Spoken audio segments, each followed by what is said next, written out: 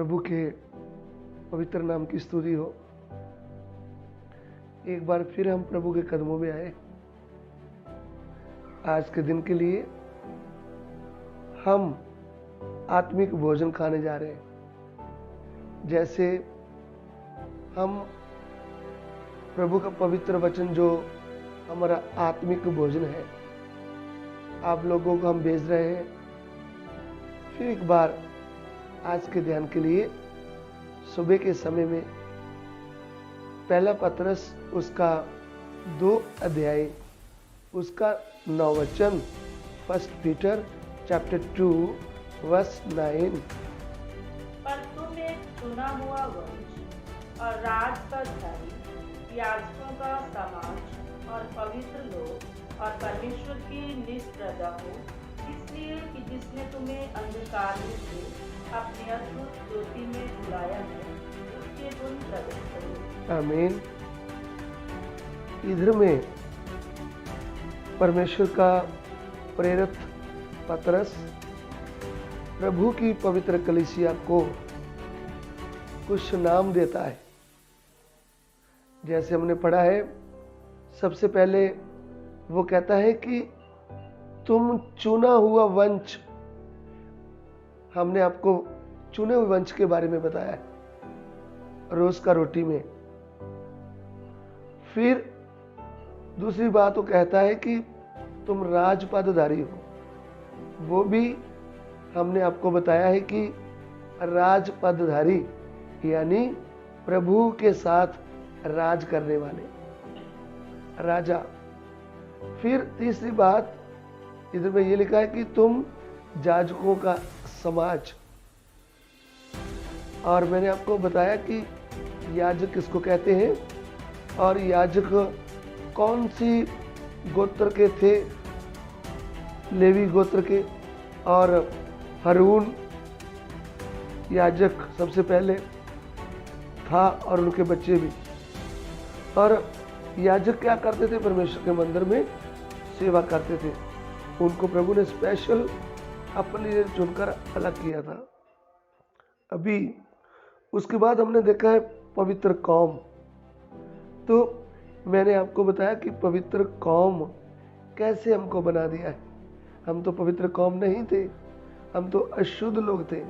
पाप के कारण हम परमेश्वर से दूर थे, लेकिन प्रभु यीशु के पवित्र लहू के द्वारा हमको पवित्र किया और हमें पवित्र लोगों का नाम दे दिया है। तो अभी इधर में एक और बात बोला है कि तुम मेरी निज प्रजा हो, यानी पंजाबी में लिखा है तुम मेरी खास प्रजा हो।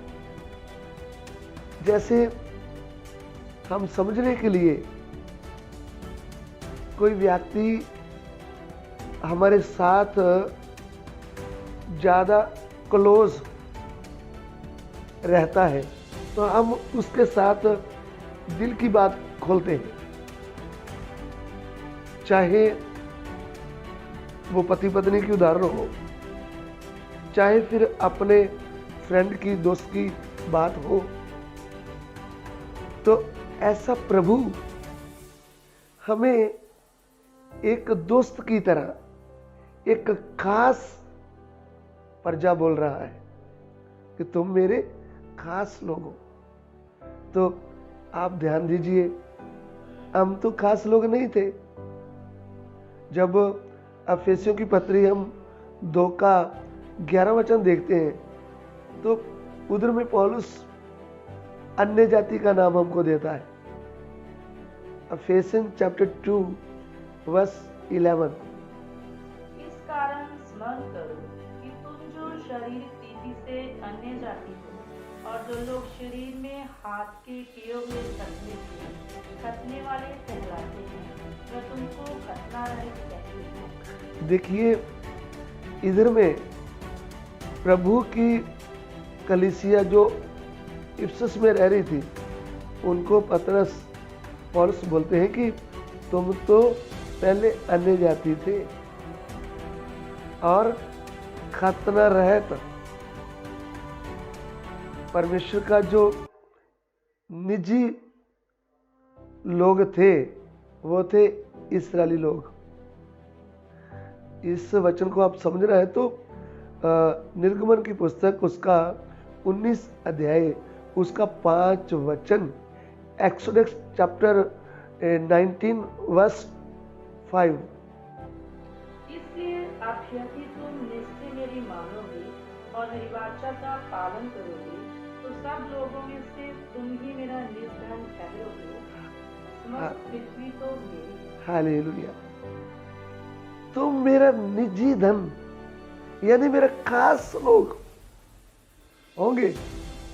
तो सबसे पहले प्रभु के चुने हुई कौम इस्राएल कौम को परमेश्वर मेरा निजी लोग बोलता है।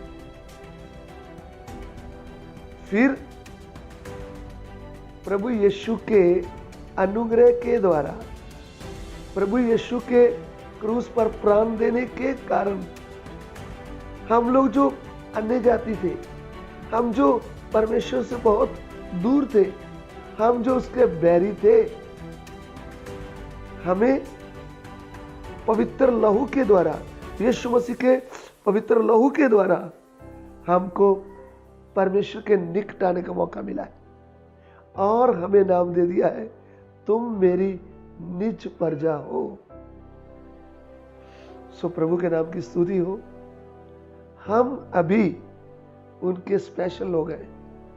तो ये बात हमको ध्यान में रखना पड़ेगा। जब हम उसके स्पेशल हैं तो हम उस प्रभु का स्वभाव, उस प्रभु का चाल चलन जो पवित्रता ही में है, उसको लोगों के सामने प्रकट करना होगा। ये आपकी और मेरी बड़ी जिम्मेवारी है। प्रभु कहते हैं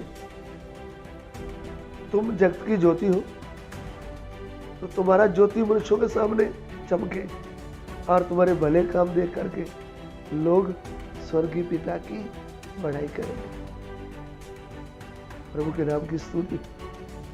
हमारे द्वारा हमारे परमेश्वर की बढ़ाई होने के लिए हमको खास निज प्रजा का नाम दिया है। तो हमें निज प्रजा बनना होगा। हम प्रभु के खास लोग बनना होगा। हमारे द्वारा लोग परमेश्वर के साथ भेंट कर सकते हैं क्योंकि हम उसके निजी भाग हैं, हम उसके स्पेशल लोग हैं। हमारे द्वारा लोग परमेश्वर के साथ भेंट कर सकते हैं। स्वर्गीय पिता, इस वचन के लिए हम आपको धन्यवाद देते हैं। प्रभु, हम कौन थे? तूने अपने पवित्र लहू से धोकर प्रभु अपने खास प्रजा बना दिया। प्रभु, हम खास लोग हैं, इस बात को हम कभी ना भूलें और आपके नजदीक रहे और लोगों को भी जो अन्य जाति है, जो दूर है आपसे, उनको आपके पास लाने वाले बन जाए। पिता, आज के वचन के लिए तेरा धन्यवाद। सभी आदर में आपको देते, विनती को ग्रहण करें। यीशु मसीह के पवित्र नाम से मांगते हैं, आमीन।